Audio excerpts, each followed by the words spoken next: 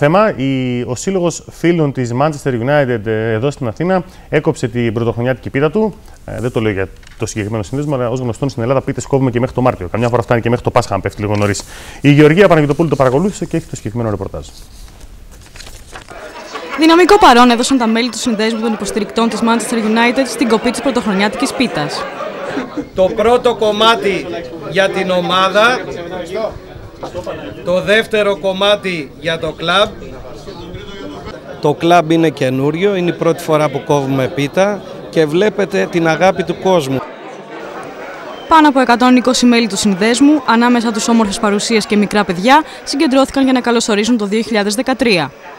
Να είναι υγιείς όλοι οι άνθρωποι του κόσμου. Για μας, κούπες και πάλι κούπες. Να πάρουμε το πρωτάθλημα. Για ποιο λόγο όμως άραγε θα έμπαινε μια γυναίκα στο συνδεσμό? Ξέρετε πώς γίνονται όλα αυτά, συνήθως οι άντρες μας, αλλά είναι τόσο πολύ ωραίο το κλίμα που δεν έχει σημασία, είμαστε όλοι μια μεγάλη παρέα και περνάμε καλά. Το παρόν έδωσε και ο πρώην διεθνής άσος Βασίλης Λάκης, στέλνοντας τις ευχές του για την αγαπημένη του ομάδα.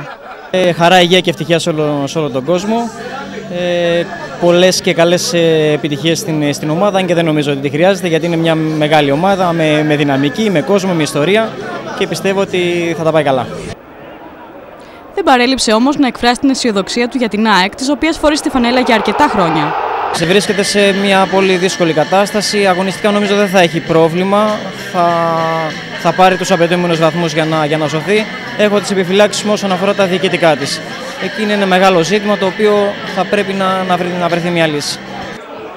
Η βραδιά συνεχίστηκε με εκπλήξεις και πολλά χαμόγελα, αφού οι τυχεροί που βρήκαν τα φλουριά κέρδισαν πολλά και όμορφα δώρα. Δύσκολα η United θα χάσει το πρωτάθλημα στην Αγγλία, έτσι όπως έχει πάει το πράγμα, με τη διαφορά να αυξάνεται από την Manchester City. Λοιπόν, πάμε και πάλι σε στιγμές ΕΡΤ. Θα δούμε